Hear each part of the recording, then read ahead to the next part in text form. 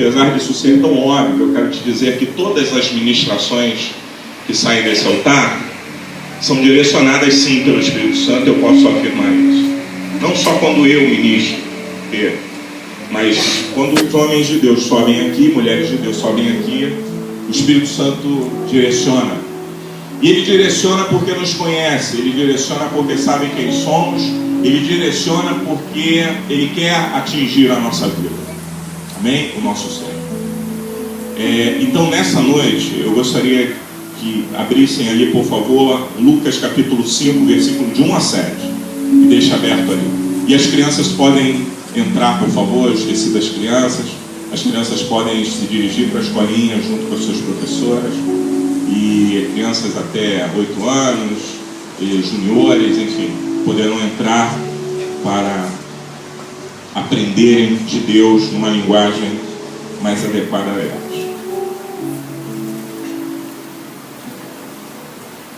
E aí, pensando nesse contexto de Deus saber quem viria aqui, eu fico muito à vontade para crer que o que nós vamos tratar nessa noite, Deus vai falar contigo de maneira pessoal e particular.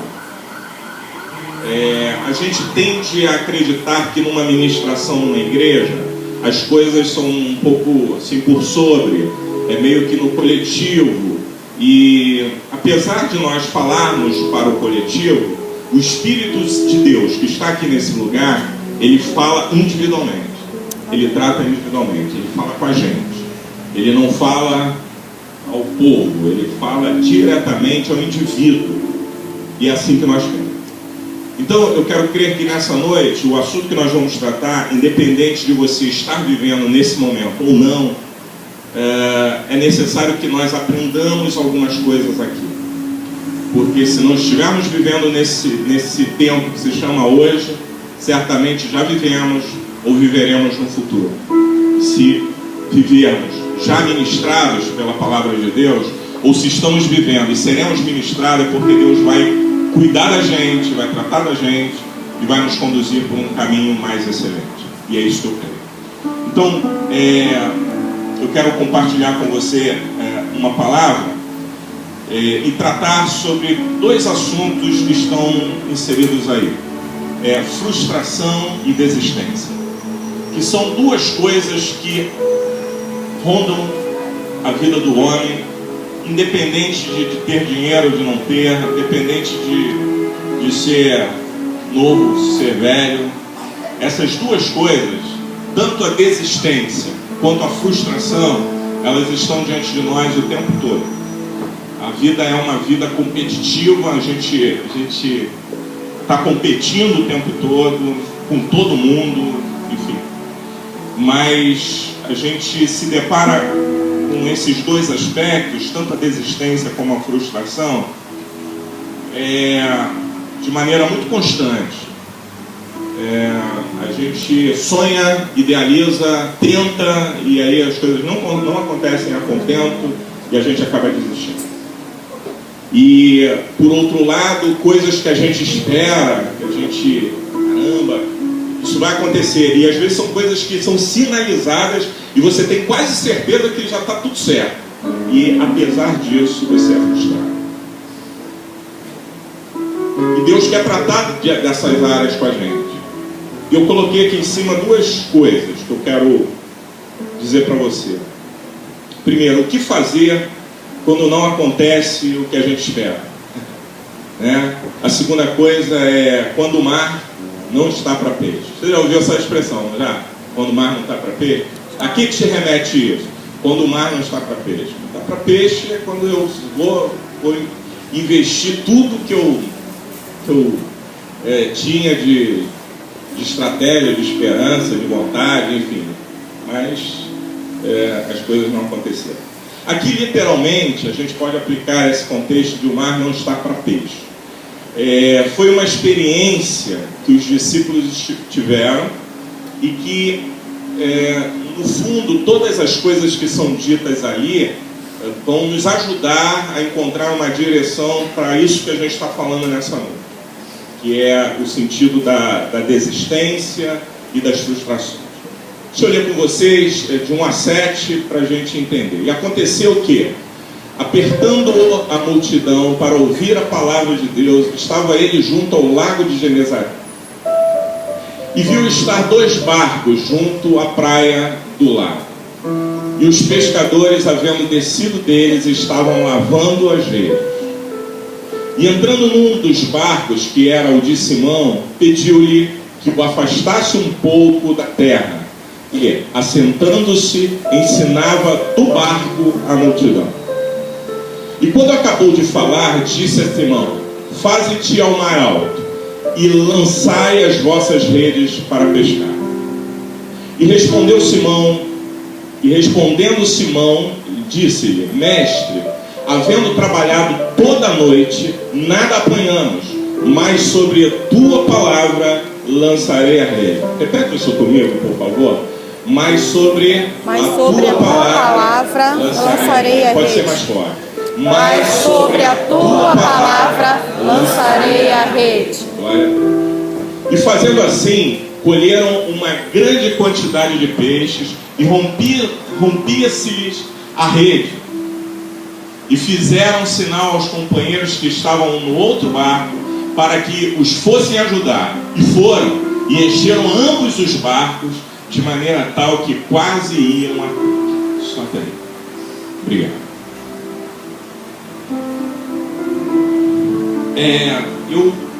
Eu sou assim, eu não me considero louco, como o Diel às vezes diz que ele é, quando pensa nas coisas de Deus, mas eu me considero sonhador. Essa é a palavra que eu atribuo a mim. Eu sou um pouco sonhador. Quando eu olho para essas parábolas, para essas histórias, aqui não uma parábola, mas uma história mesmo, uma história real, eu fico pensando e sonhando e imaginando o que aconteceu ali. Jesus age na vida da gente de formas diferentes, especiais, de maneira muito tremenda. E eu imagino que nesse dia Jesus deu uma ordem aos peixes para que eles sumissem um pouco. Dá uma sumida, dá uma desaparecida, porque eu vou precisar agir, eu vou precisar fazer, eu vou precisar ensinar. E a Bíblia diz que naquela madrugada, esses homens, os discípulos, que eram pescadores, Simão aqui ainda nem discípulo era de Jesus, estavam num processo, Jesus estava se aproximando deles para estar junto. E acontece uma coisa muito interessante: os caras que sabiam tudo de pescaria passaram a noite toda e não pegaram nada. A primeira coisa que eu entendo e que eu aprendo com isso é que as nossas competências e a nossa capacidade de realização, ela vai estar sempre limitada e vai ter sempre um ponto de limitação nessa coisa. Porque por mais competentes que sejamos, por mais capazes que sejamos para a realização daquilo que fazemos, seja no trabalho, seja na família, seja na escola, vamos sempre achar um ponto de limitação. A gente sempre vai se deparar com uma situação, com um momento, que a gente vai dizer assim: agora eu não sei mais como fazer. Agora eu não consigo mais. Agora chegou o meu ponto, o meu limite. Eu fiz tudo que eu sabia. Eu joguei a rede de todos os jeitos. Joguei para trás, joguei para frente, joguei para o lado, viajei em tudo quanto é direção e jogando a rede, arrastei a rede, fiz tudo o que eu tinha que fazer. Chega um ponto que não tem mais o que fazer. E eu gosto quando chega esse ponto, tão somente pelo aspecto de ter a certeza de que Jesus vai fazer alguma coisa. Na vida de quem tem compromisso com Deus, na vida de quem ama o Senhor, na vida de quem se relaciona com Ele, eu não consigo imaginar que Jesus deixa a gente viver a nossa vida sem nenhuma interferência no tocante a nos abençoar. Eu entendo que Ele não interfira no aspecto das nossas escolhas, porque Ele nos deu livre-arbítrio para fazermos as nossas escolhas. Mas Ele sempre estará interessado em abençoar a gente. Eu olho para Jesus, eu olho para as Escrituras, eu olho para as experiências dos homens de Deus da Bíblia, e eu vou ver sempre em todo tempo, Deus querendo abençoar. Apesar da dificuldade que o povo tem de entender, apesar da dificuldade que nós temos de compreender as coisas, Deus sempre vai estar predisposto a abençoar, a fazer milagre na nossa vida, a realizar aquilo que a gente chega ao ponto de dizer, não sei mais como fazer, eu não consigo mais, e aí nesse momento não adianta fazer mais nada. A gente aplica os nossos esforços de diversas maneiras, nas diversas frentes que a gente consegue, contudo chega um momento que não dá mais para fazer. E é esse o momento que Jesus entra. E aí eu quero me referir, quero lhe voltar a você que entrou aqui nesse lugar nessa noite, exatamente vivendo uma realidade como essa. É possível que você tenha vindo a esse lugar e esteja vivendo essa situação. Bom, eu já lutei com tal situação, eu já lutei com tal problema, eu já fiz tudo que eu tinha que fazer, agora eu não consigo mais. Eu não sei mais o que fazer. Ótimo, chegou a hora de Jesus agir. Chegou a hora dele entrar na tua situação. Chegou a hora e chegou o momento que ele vai começar a fazer algumas coisas esquisitas que você a princípio não vai entender absolutamente nada, mas ele vai fazer isso para te abençoar, para te mostrar que ele é Deus e continua sendo Deus, apesar das tuas tribulações, apesar das tuas dificuldades, apesar das tuas lutas. E a palavra que Deus manda te dizer nessa noite, e que o Espírito Santo ministrou ao meu coração, é que Ele continua sendo Deus. Amém. Apesar de você não conseguir enxergar uma saída para o teu problema, apesar de você não conseguir depois de já ter pensado em tudo, você não conseguir achar uma solução, eu quero te dar uma palavra. Jesus está neste lugar e Ele manda te dizer, a solução está comigo, meu filho. A solução está comigo, minha filha. E eu olhei para essa coisa de Jesus estar na praia. Jesus estava na praia e os discípulos, a multidão o comprimia, o apertava. Era a marca de Jesus. Onde ele estava ontem domingo, eu estava pregando lá em Caxias, a gente tratou sobre a marca de Jesus era essa. Onde ele estava uma galera, todo mundo queria estar junto, e isso gerava uma certa dificuldade. E nesse dia específico, Jesus estava à beira de um lago, ou de uma praia, de um lago grande, numa lagoa. Quando a gente lê sobre mar na Bíblia, o mar, para a realidade deles, era tipo uma lagoa para nós. A lagoa de Maricá, por exemplo, era considerada um mar para eles lá na época, enfim. E Jesus estava ali na praia, todo mundo querendo ouvir, todo mundo apertando. Jesus não conseguia nem falar. Jesus estrategicamente faz algo, mas eu imaginei o que Jesus fez antes disso. E para mim, Jesus antes disso mandou os peixes saírem. Eu não sei onde é que esses peixes foram, irmãos. Eles ficaram pescando a noite toda, mas eles não pegaram nada. Eles, apesar da sua competência, do seu conhecimento, daquilo que eles sabiam fazer, e às vezes nós colocamos a nossa confiança nisso.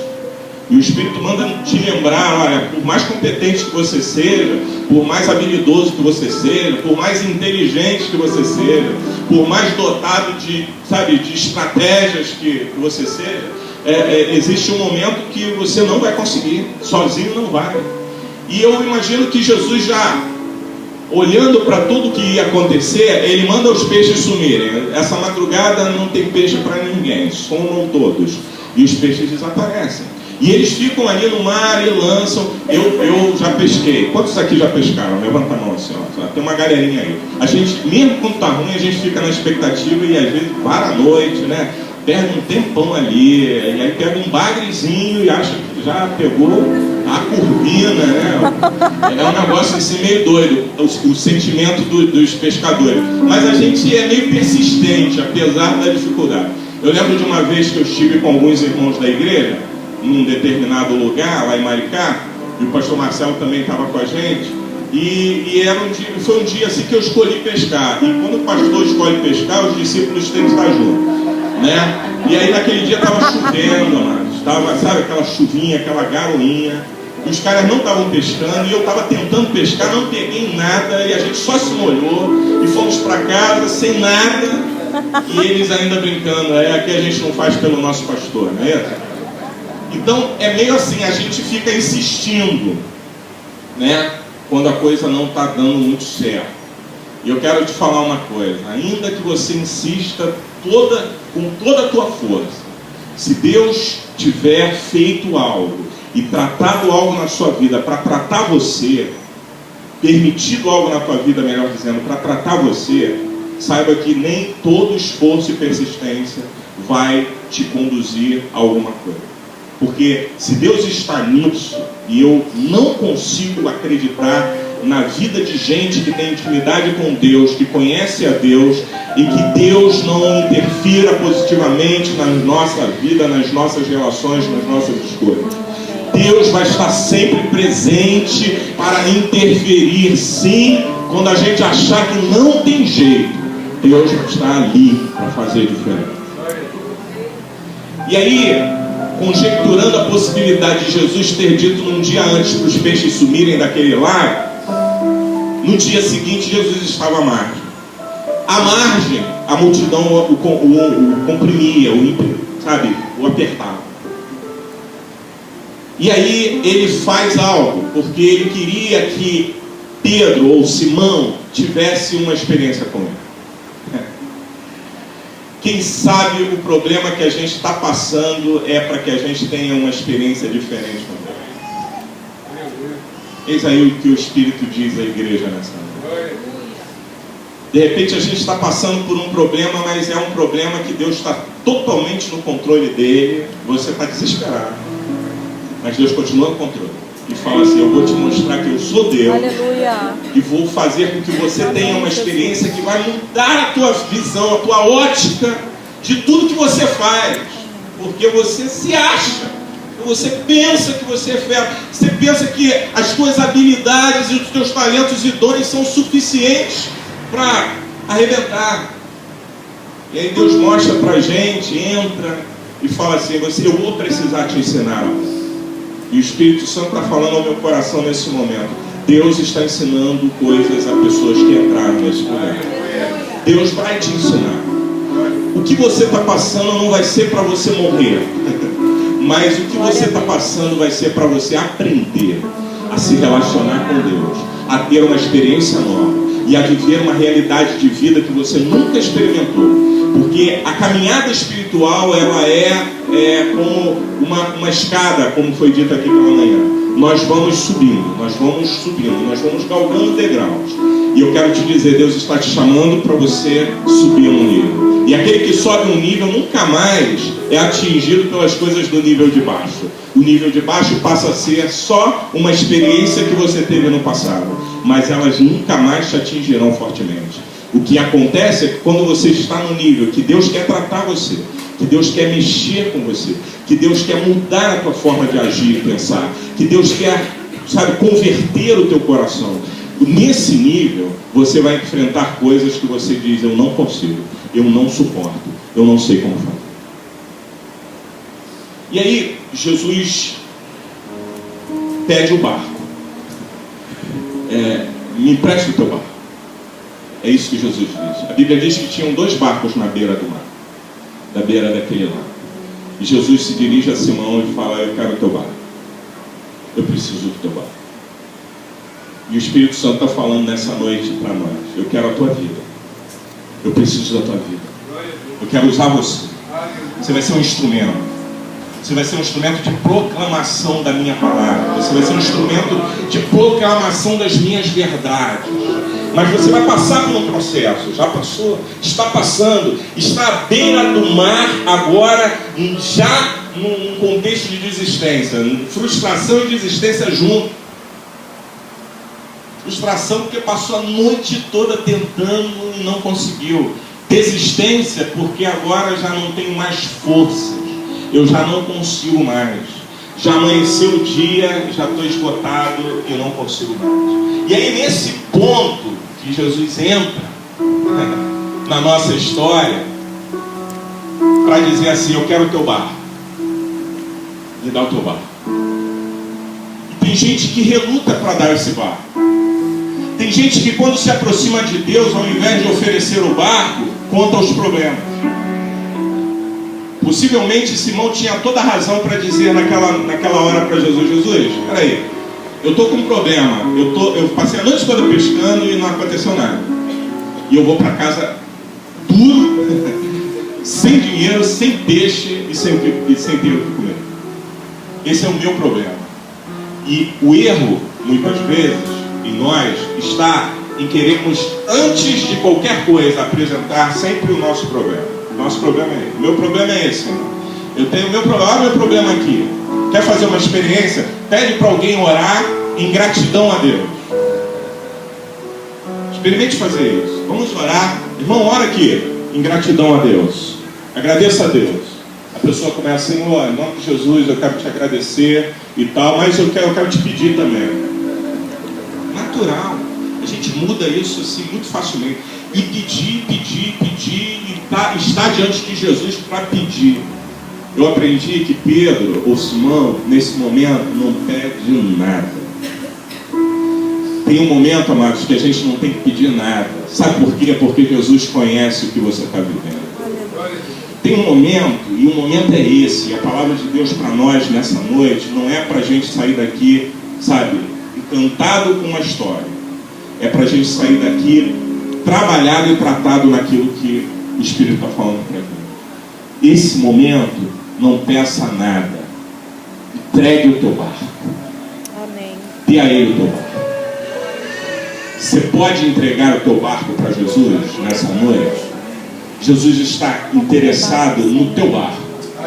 Os problemas que você teve com o barco, com as redes e com a tua casa e com a tua família, a posteriori Jesus também não vai deixar passar, porque Ele vai cuidar de todas as coisas. Amém. Mas a primeira coisa que Jesus pede é o teu barco. E Ele fala assim: me dá o teu barco, me empreste o teu barco, deixa eu fazer parte do teu barco. Esse é um momento que eu estou precisando entrar no teu barco. Sabe por quê? Que muitas vezes nós não vemos as coisas acontecerem? Porque nós não damos oportunidade para Jesus entrar no nosso barco.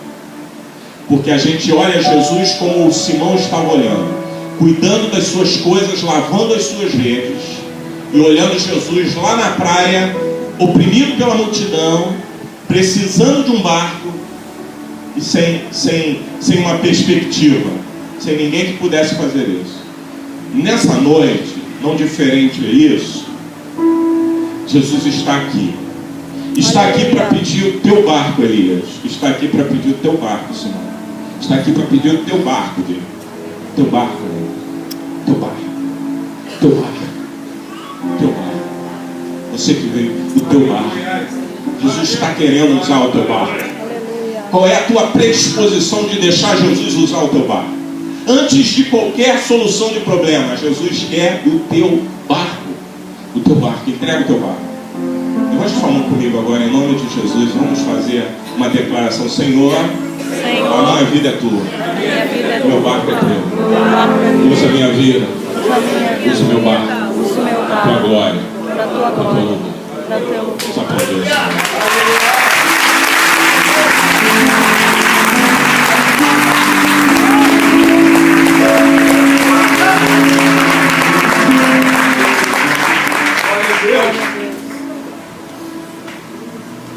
Aí Jesus entra no barco, fala à multidão. Existe uma versão da Bíblia, que não é essa. A Bíblia, na linguagem de hoje, ela traz essa história de uma forma muito boa para a gente ler. Mas eu vou tentar mostrar para vocês algumas coisas. Quando Jesus entra no barco, Jesus faz o que Ele quer fazer. Tem aí, pastor? Jesus... Opa, apareceu aqui. Vamos lá. Obrigado.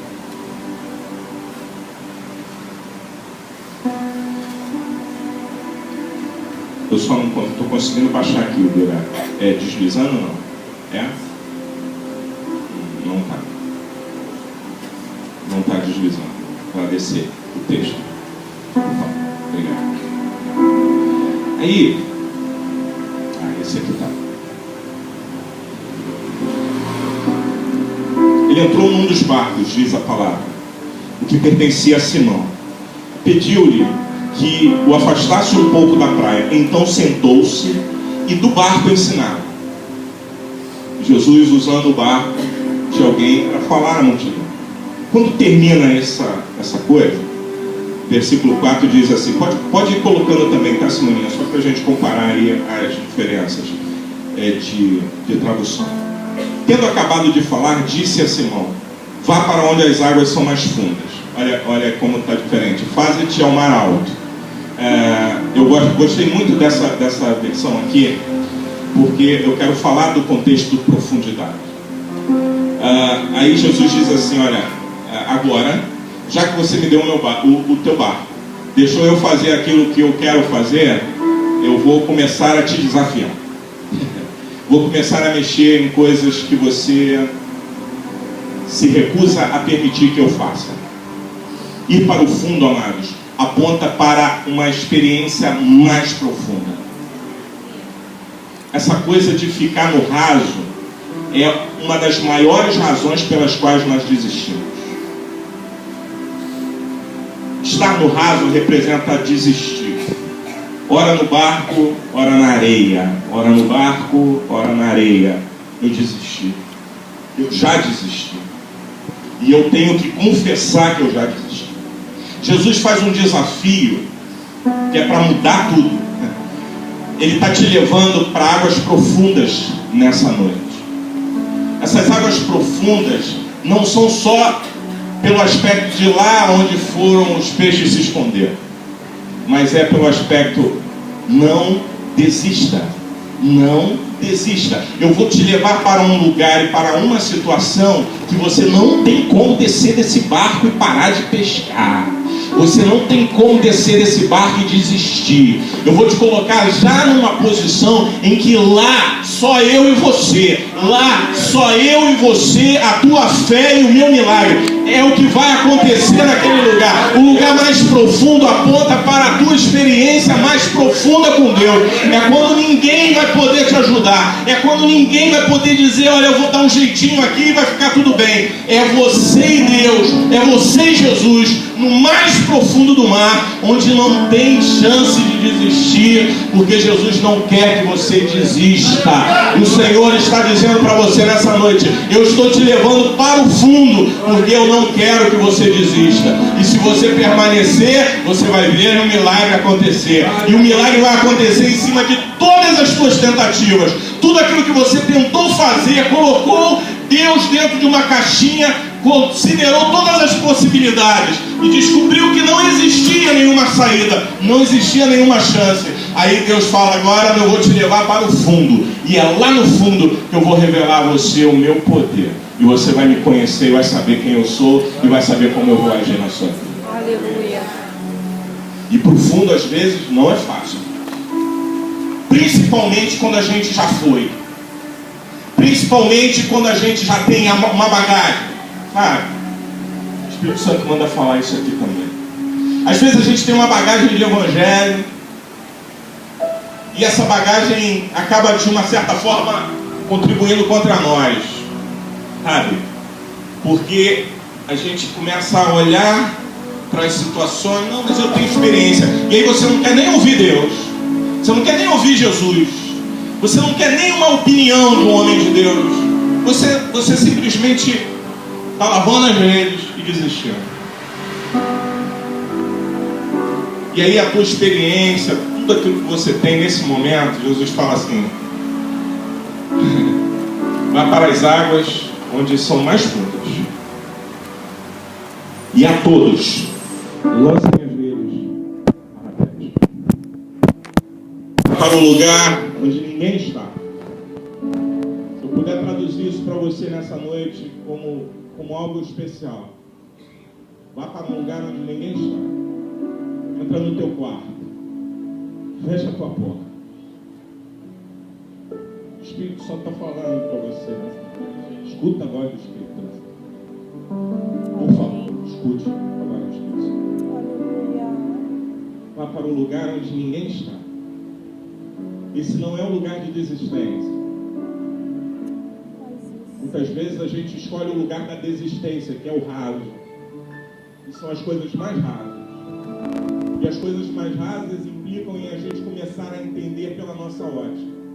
E quando a gente começa a entender pela nossa ótica, a gente começa a dizer, não vai ter jeito, então eu tenho que desistir. Eu fui frustrado numa determinada área, numa determinada situação, então agora não tem jeito, eu tenho que desistir. Jesus nessa noite está falando para você, em nome de Jesus, receba essa palavra. Vamos para águas fundas. Estou te chamando para águas mais fundas. É mais profundo. É muito mais profundo. Você já parou, já está lavando as redes, mas eu estou te chamando para recomeçar. Vamos lá para o fundo, porque o que eu vou fazer agora vai ser excelente. O que eu vou realizar na tua vida vai ser coisa tremenda, coisa grande, coisa que você não vai nem entender, você não vai compreender com os teus pensamentos, com as tuas cogitações, você não vai compreender com a tua capacidade, você não vai compreender com o teu potencial. Nada disso vai estar disponível para mim e nada disso me interessa. Nem mesmo as tuas experiências de frustração me interessam agora. Agora me interessa te levar para o fundo. Vamos para o fundo comigo.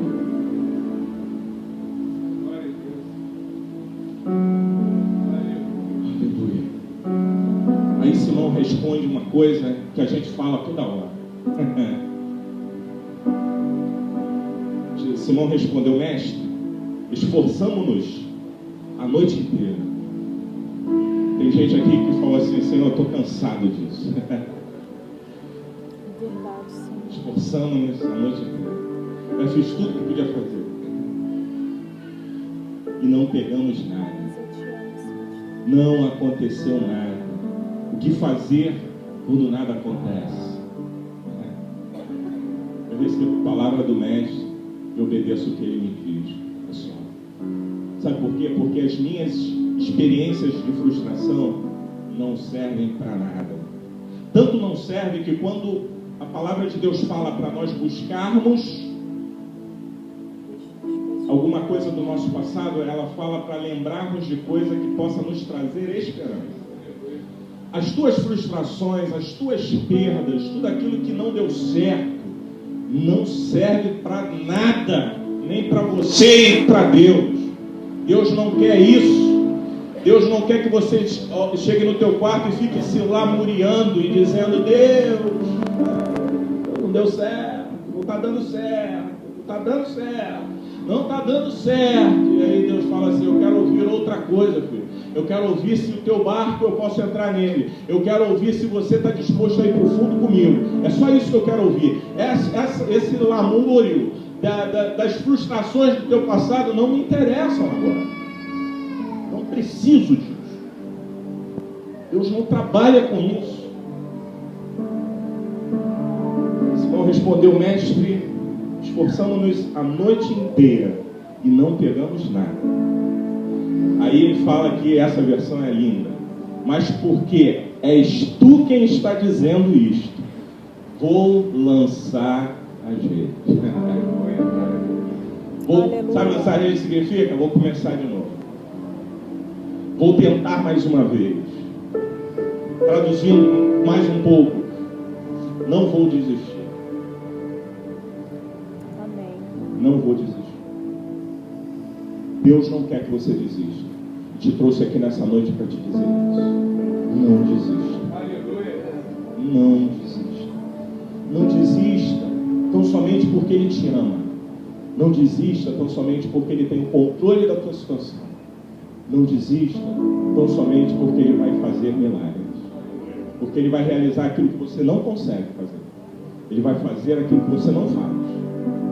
Sabe? Já tentou de tudo? Então ótimo. Chegou no ponto que Jesus precisa entrar para mudar isso. E agora Ele vai entrar. E o Espírito manda te dizer isso e eu não brinco com essas coisas. O Espírito manda te dizer isso. Agora eu vou entrar.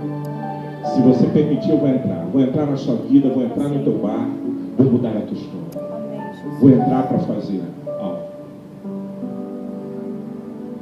Quando fizeram, pegaram tal quantidade de peixe que as redes começaram a rasgar-se. Então fizeram sinais aos seus companheiros no outro barco. Aí eu viajei de novo aqui. Você imagina todo mundo ralando a noite toda, ninguém pega nada. Deixa eu te falar, amados. O que Deus vai fazer na tua vida, o que Deus está fazendo, não é só para que você viva uma linda experiência. É para que as pessoas que estão passando pelo mesmo problema, pela mesma situação, os caras tentaram a noite toda, lançaram a rede a noite toda, de repente acontece uma loucura. Aos olhos dos homens isso parecia loucura, vão lançar a rede de novo. Eu imagino todo mundo voltando já para recolher, porque já tinham desistido, e agora um barco sai da margem e Jesus está dentro dele, e esse barco vai para o fundo de novo. E aí quando esse barco vai para o fundo, as experiências internas ali, ninguém nem sabia o que estava acontecendo, mas as redes foram lançadas e eles trouxeram muito peixe.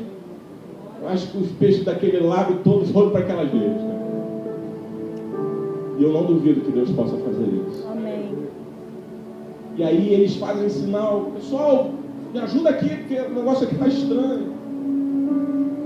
Deus quer usar o teu problema para sarar a vida de gente, para sarar pessoas, para curar pessoas, para mudar as circunstâncias de gente que viveu também, ou está vivendo o mesmo problema que você. Só que a diferença é que Jesus está no teu barco. Glória a Deus. A diferença é que Jesus te chamou e Ele falou: eu quero entrar no teu barco. Se você não percebeu, tinham 2 barcos na margem. E Jesus se dirigiu a Simão e falou: Simão, me empresta o teu barco. Jesus não se dirige a todos, mas Ele se dirige àqueles que têm compromisso com Ele. Jesus se dirige àqueles que amam a Ele. Jesus se dirige àqueles que se relacionam com Ele. Nesse momento, Jesus está falando contigo e dizendo: eu quero o teu barco, porque eu vou fazer uma obra aqui tão excelente, que aqueles que passam pelos mesmos problemas que você vão também ser abençoados pela bênção que eu estou trazendo para a sua vida. E as pessoas vão ficar admiradas, porque tentaram e não conseguiram, mas agora Jesus entrou no teu barco, e Jesus no teu barco, Ele faz toda a diferença. Ele faz diferença para a tua vida, para o teu barco, mas faz a diferença para a humanidade, faz a diferença para as pessoas, faz a diferença para os teus vizinhos, faz a diferença no teu trabalho, onde você trabalha. Se Ele está no teu barco, as coisas vão mudar, amado. E aí pedem ajuda, e a ajuda vem, os barcos vêm, encostam, e mesmo assim quase afundam. Aleluia. Aleluia. Obrigado, pastor. Obrigado, pega aqui.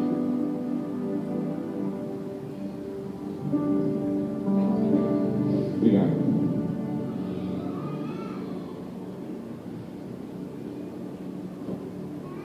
A maneira que Ele escolheu para fazer, mesmo que você não concorde, deixa Deus fazer. Você não está entendendo nada, mas deixa Deus fazer. Porque Deus não é Deus de confusão. Deus não é Deus de criar expectativas para te frustrar. Deixa Deus fazer. Entrega o teu caminho ao Senhor. Confia nele. Entrega o teu barco. Deixa Ele entrar. E a gente se pega na... Eu já estou finalizando. A gente se pega na seguinte questão. Muitas vezes. Nós achamos que sabemos como dizer para Deus o que Ele tem que fazer. E as nossas orações, muitas vezes, são orações direcionadas nesse sentido. Eu digo para Deus, Deus vai ter que me ouvir do jeito que eu quero. Outro dia eu estava vendo um post de alguém que postava alguns líderes do Brasil, e um dizendo: eu determino, o outro dizendo: vai acontecer, o outro dizendo não sei o quê, e Jesus dizendo: Pai, seja feito conforme a tua vontade. E aí o final do post dizia assim: quem está certo? Sabe, essa coisa de determinar, a única coisa que eu posso, de fato, eu creio que faça sentido determinar, é que Satanás não tem acesso à minha vida, porque isso é bíblico, que ele não faz comigo o que ele quer, porque isso é bíblico. Agora, o que Deus vai fazer? Não sei. Como é que Deus vai fazer? Não sei. Tem um texto em Romanos para mim, é uma das mais lindas declarações que um ser humano um dia pôde escrever. Ele diz assim, Romanos 11:33. Como são grandes as riquezas de Deus. Eu gostaria da gente fazer essa declaração juntos, porque talvez isso traga também para nós uma consciência de que Deus é Deus. Deus é Deus. E Ele faz comigo. Repita comigo. Como são grandes as riquezas de Deus? Como são profundos o seu conhecimento e a sua sabedoria? Quem pode explicar as suas decisões? Quem pode entender os seus planos? Como dizem as Escrituras Sagradas, quem pode conhecer a mente do Senhor? Quem é capaz de lhe dar conselhos? Dizer para Deus, faça assim, Senhor. O Senhor tem que ser desse jeito. Quem já deu alguma coisa a Deus para receber dele algum pagamento? Pois todas as coisas foram criadas por ele. E tudo que existe, tudo existe por meio dele e para ele. Glória a Deus para sempre. Amém. Percebe? Não é um comodismo, não é uma acomodação, é uma confiança. Eu não posso dizer para Deus a forma que Ele vai resolver o meu problema, porque eu não tenho sabedoria para isso. Eu não sou conselheiro de Deus. Meu papel é deixar Ele entrar no meu barco e me levar para o fim. Eu vou encerrar com uma carta. Quando eu li essa carta, ela mexeu muito comigo. E é uma carta enviada a um pastor e em seguida a resposta do pastor. Preste atenção, você que está vivendo um momento de frustração, de angústia, de luta. A carta se inicia da seguinte forma: minha filha foi sequestrada e assassinada. E Deus? E aí vem o título: luto e paz. E continua dizendo o seguinte: querido pastor, eu vou omitir aqui o pastor e o nome das pessoas, mas quero que você preste atenção aqui. Devo levar uns 5 minutos a 8 para ler tudo isso aqui. Mas gostaria que você prestasse bastante atenção. Eu sou uma mãe que acaba de perder uma filha linda, maravilhosa, de 26 anos, com apenas 5 meses de casada. Hoje faz 7 dias que a perdemos. Ela era poesia, cor, música e sensibilidade. Nós somos uma família que conheceu Jesus quando as nossas 3 meninas tinham entre 3 e 8 anos. Passamos por grandes lutas e desafios e congregamos na igreja presbiteriana do setor sul de Anápolis com o pastor fulano. Seguimos os seus passos todas as vezes que você esteve por aqui, falando para o pastor a quem ela endereçou a carta. Quarta-feira passada, por volta das 13 horas, meu marido me falou que tínhamos que ir para Goiânia. Porque a nossa filha do meio, a Poliana, tinha desaparecido. E minhas pernas sumiram. Mas eu levantei e entrei no carro para ir com ele para Goiânia. Pois ela morava lá e estava casada e feliz. Apenas com 26 anos, a publicitária mais conhecida da cidade por causa da sua alegria e capacidade de incentivar empresários e a acreditarem em seus próprios negócios. Os homens da família foram para a delegacia e nós, as mulheres da família, ficamos 30 horas orando,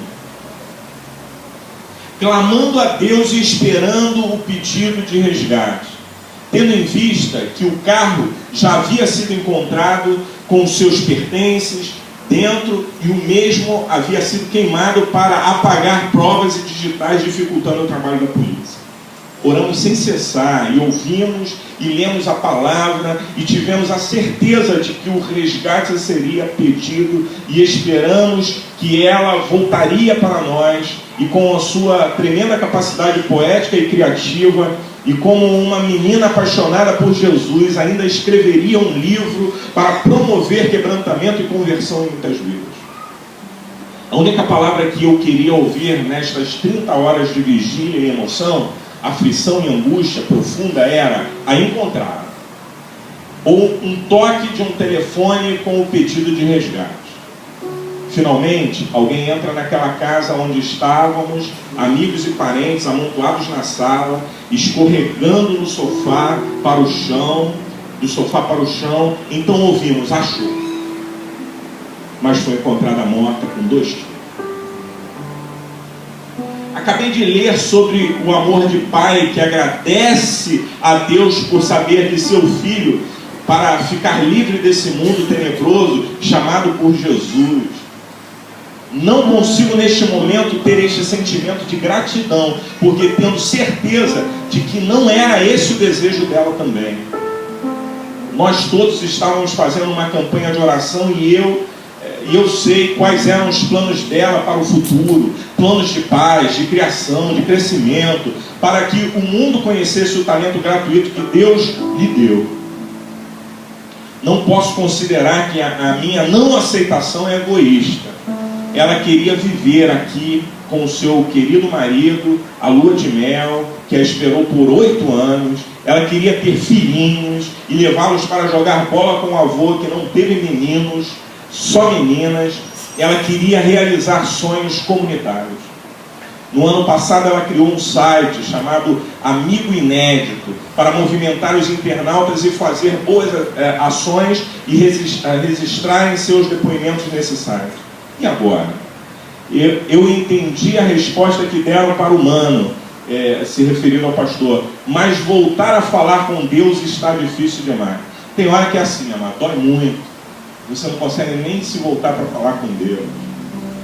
E é bom, é importante a gente ser sincero nessa hora. Ainda não sabemos quem foi o sujeito que atirou nela, mas eu não posso acreditar que foi vontade de Deus. Olha essa colocação. Se foi o ódio do inimigo das nossas vidas, eu pergunto, por que Jesus deixou assassinos interromperem a caminhada de uma mensageira de Deus? Responde. Minha irmã amada, graça e paz. Do meu ponto de vista, Adão não deveria ter pecado. Caim não deveria ter matado Abel. Os filhos de Caim não deveriam ter construído Babel. Cão não deveria ter abusado da nudez do pai, Noé. Abraão não deveria ter gerado filho de sua serva, de sua serva Agar. Jacó não deveria ter enganado Esaú, e nem Esaú deveria ter trocado a bênção por um prato de lentilhas. Os filhos de Jacó não deveriam ter traído José. Moisés deveria ter entrado na terra de Canaã. Essa aqui é uma das coisas que a gente mais questiona. Que Moisés não entrou na terra, né? Moisés deveria ter entrado na terra de Canaã. A filha de Jefité não deveria ter sido morta pelo voto do pai. Sansão não deveria ter morrido daquele jeito. Davi não deveria ter surtado nunca, e por isso não deveria ter perdido nenhum filho. Isaías não deveria ter sido cerrado pelo meio. A mulher de Ezequiel não deveria ter sido morta como parábola para ensinar os incrédulos. Oséias não deveria ter sido tão infeliz no casamento. Os inocentes deveriam ter sido poupados em todas as chacinas. Nenhuma criança deveria ter morrido pela ambição dos adultos. Nenhuma mãe jamais deveria ter comido seus filhos no auge da fome. João Batista deveria ter vivido vida longa e honrada, ao invés de acabar sem cabeça em razão de um corpinho bonitinho. Jesus, o verbo, a palavra, não deveria ter sido morto. A ressurreição não deveria ter sido tão discreta. Os apóstolos, como Tiago, irmão de João, não deveriam ter sido mortos por nenhum capricho. Todos foram. Paulo não deveria ter sido morto justamente quando os cristãos mais precisavam dele. Milhares de testemunhas também nunca deveriam ter morrido, uma morte sem sentido, banal, enquanto os maus prosperam, enquanto a injustiça foge do juízo, enquanto a verdade é pisoteada, enquanto a maldade se torna poder, enquanto gente boa some sem explicação. Sim, entregue a minha visão menor do que a de uma ameba e mais egoísta do que eu mesmo posso discernir a profundidade do egoísmo.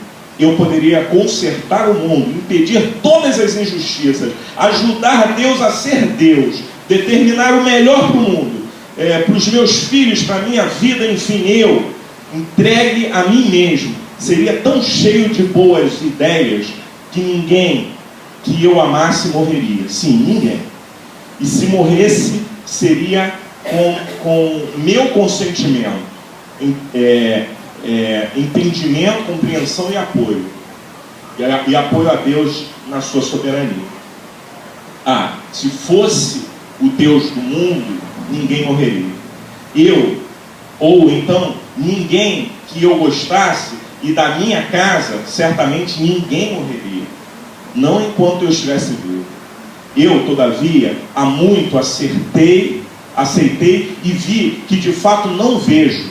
Percebi que de fato não discerno. Entendi minha limitação de entendimento. Constatei que meu melhor amor é ainda por mim mesmo e por meus sonhos. Aprendi que meus amores são meus e por minha casa. Pois morre o vizinho e não sinto... morre o jovem da esquina e logo esqueço. Milhares são vitimados e eu apenas lamento. O mundo acaba em vários lugares da terra e eu agradeço que não seja aqui. E aqui é onde eu moro, vivo. E aqui não posso conceber que aconteça o que no mundo inteiro acontece. O que não dá é para sofrer em nome de sua filha, os sofrimentos que ela não está sofrendo. Sim, pois você queria ver a sua filha casada e feliz no casamento, tendo filhos, se realizando profissionalmente, etc.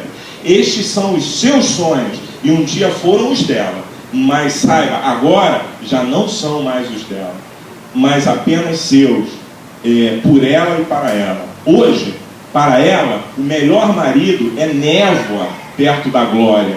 A melhor lua de mel é amarga se comparada à alegria dela. Os filhos mais lindos são miragens quando comparados aos encontros de amor que ela está tendo. As realizações profissionais que lhe orgulhariam, hoje, agora, para ela, são canseiras enfado que cessaram. O problema é que você não teve tempo para se realizar nela. É claro que a dor é indescritível. E ninguém pode dizer que não conheço tal dor. Mais de uma vez. Todavia, é como o pai que perdeu o filho, como o filho que perdeu o pai, como o irmão que perdeu o irmão, como amigo que já perdeu milhares de amigos, que lhe digo que meus sentimentos seriam todos como os seus. Não fosse o fato de discernir faz tempo que a maior dor dos enlutados é ainda egoísmo pelo outro,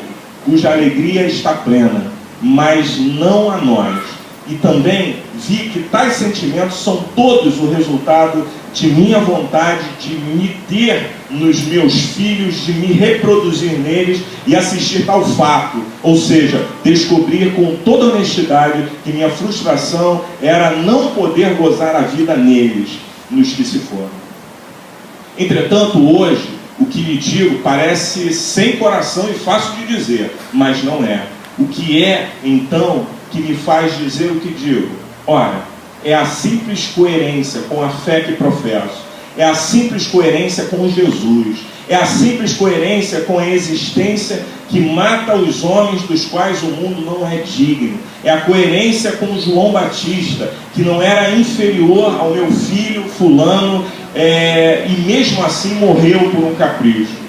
O que posso lhe dizer é que somente a transcendência da fé que se projeta para a vida, que é, sim, somente tal poder que pode nos fazer vencer tal dor, a qual, por mais legítima que seja, sempre mistura amor e egoísmo, sempre mistura fé e privilégio, sempre crê que a vida eterna é uma belezinha apenas para quando a gente estiver caquete. Leia os evangelhos e veja se é justo você pensar que a vida dos discípulos de Jesus esteja para além da calamidade. Sei que no modelo da minha resposta chega a você como um vinagre na ferida, infelizmente. No entanto, não tenho consolações vazias e nem digo a ninguém o que Jesus jamais disse. Jesus nunca consolou ninguém dizendo: ah, que pena, tadinho, tão novinho. Na realidade, ao olhar o mundo, mas creio e internalizo como verdade a declaração que diz que é preciosa aos olhos do Senhor a morte dos seus santos. E que eu digo, você não entende agora, mas compreenderá depois. É justo e sadio chorar os nossos amados. O que não é certo é perguntar por que em um mundo que mata tanto todos os dias, gente que a menos também possa vir a morrer. Além disso, o fato de ter sido um sequestro seguido de assassinato, do ponto de vista de Jesus, não muda nada. Posto que lhe tenham falado das desgraças e maldades praticadas por Pilatos, ou do acidente idiota da Torre de Siloé, e a tais narrativas, ele não acrescentou nada em especial, visto que dele não se tenha havido um ó, ou um ô, ou um que coisa. Não, ele apenas disse: se não vos arrependeres, todos igualmente perecereis.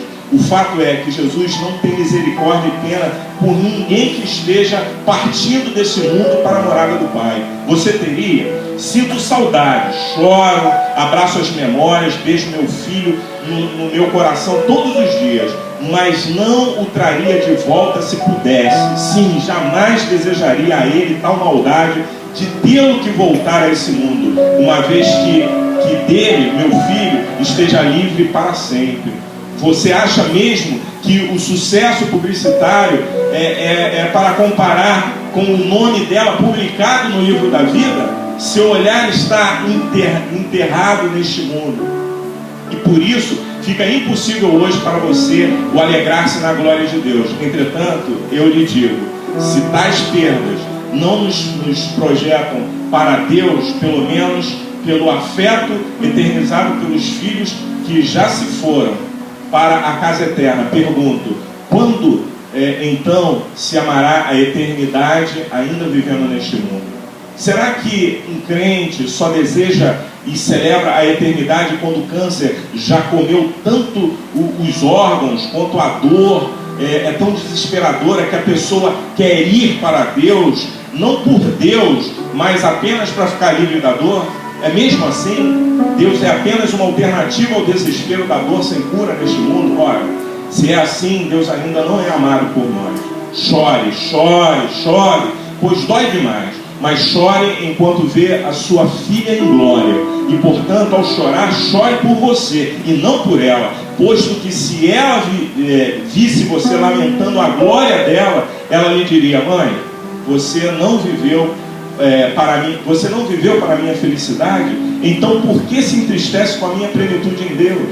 Além do que já disse, não tenho nada para dizer a ninguém, e nem a você, minha amada irmã, no Evangelho e no luto. Entretanto, sei que somente o Espírito Santo pode tornar alguém apto para discernir e se consolar com tais realidades invisíveis. Oro por você e pela sua casa, oro pelo seu genro, oro para que vocês se gloriem na esperança da glória de Deus, conforme se mande que seja para quem de fato crê em tudo o que confessa como fé em tempos de bonança.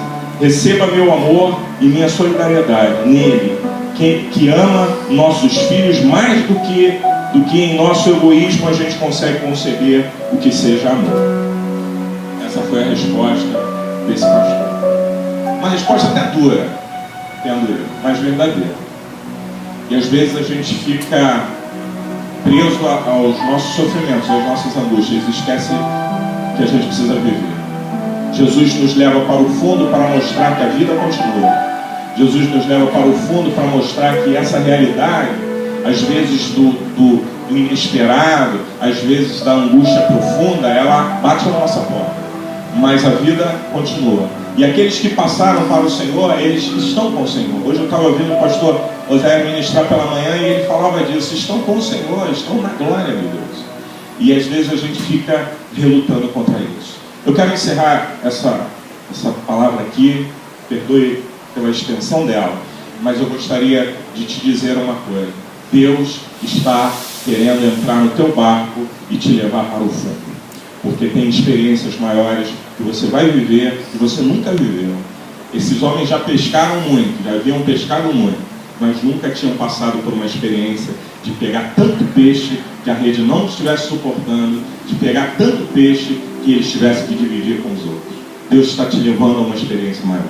Eu quero orar por você, que veio a esta reunião, e que nesta reunião Deus falou com você acerca do teu problema e da tua dificuldade e da tua dor. E eu quero te chamar a vir aqui à frente para nós orarmos juntos. Pode sair do seu lugar e vir orar comigo nessa noite, em nome de Jesus.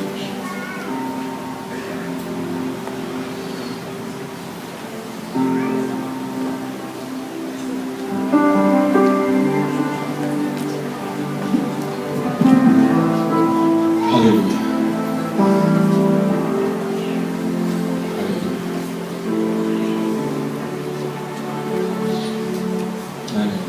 Deus tem algo a fazer na tua vida. Deixa Ele entrar no teu ser por completo. Deixa Ele entrar no teu barco. Deixa Ele te conduzir. Deixa Ele te levar para o lugar onde Ele quer te levar. Porque é lá que Ele vai fazer. Um milagre desse tamanho não acontece no raso. Um milagre nessa proporção não acontece no raso. Não tem como acontecer no raso. Você imagina no raso vários peixes estarem numa rede. Não tem como. Não é do teu jeito, não é da tua maneira, não é da tua forma. É do jeito de Deus. Do jeito de Deus, Ele está te dizendo nessa noite: deixa eu entrar no teu barco e deixa eu te levar. Vamos para o fundo, querido. Topa a experiência de não ter mais a areia da praia como sua referência de desistência. Topa isso? Se você topa, vem comigo, porque eu vou te levar para o fundo. E no fundo eu vou te fazer ouvir a minha voz. E no fundo eu vou te fazer entender os meus milagres. E no fundo eu vou te fazer compreender que eu sou o Senhor e que eu tenho controle de todas as coisas. Isso acontece no fundo. Coloca a tua mão no teu coração. Aleluia. Espírito Santo, essa noite a tua palavra ministrada, Senhor, tem nos confrontado, tem nos levado a pensar, Senhor, naquilo que somos, no que temos experimentado, nas nossas lutas e dificuldades. Pessoas, Senhor, que vieram aqui na frente, o seu coração já questionou por quê muitas vezes.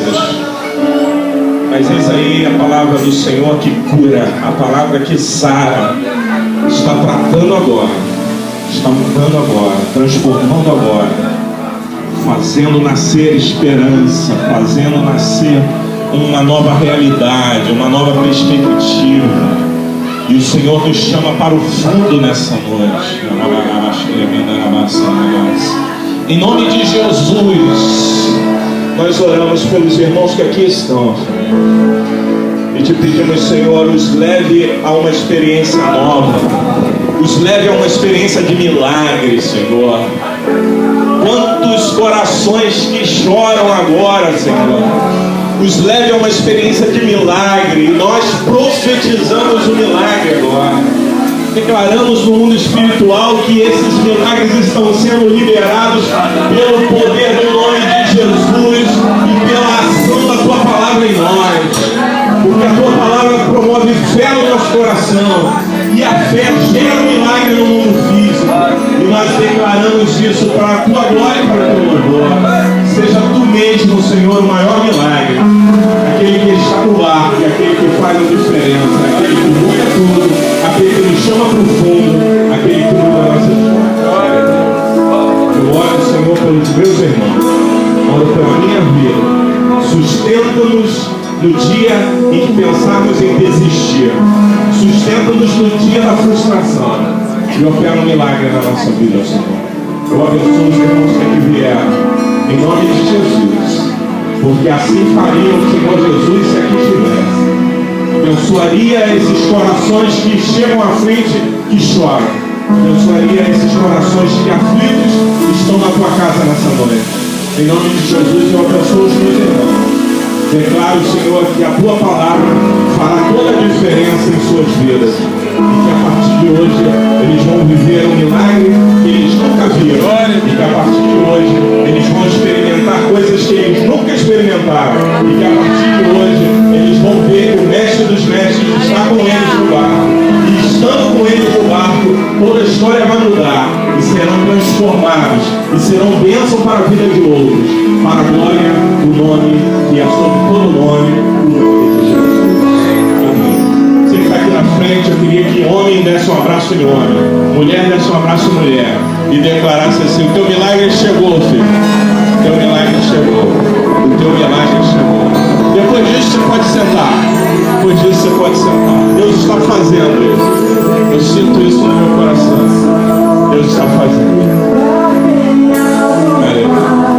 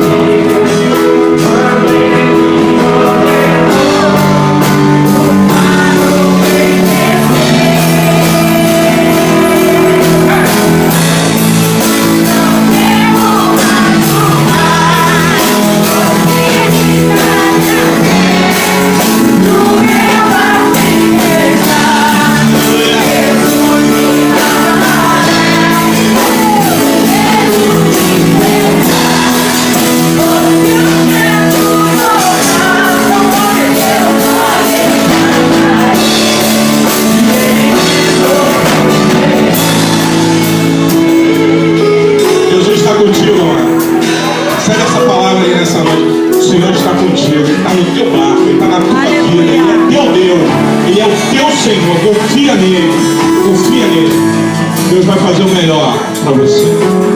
Bem, queria ver, pode projetar aquele vídeo ali.